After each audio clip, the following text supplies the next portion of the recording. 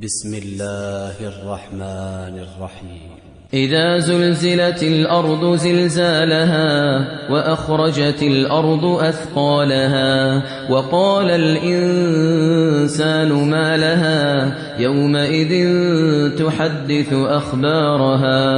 تحدث أخبارها بأن ربك أوحى لها يومئذ يصدر الناس أشتاتا ليروا أعمالهم فمن يعمل مثقال ذرة خيرا يره ومن يعمل مثقال ذرة شرا يره.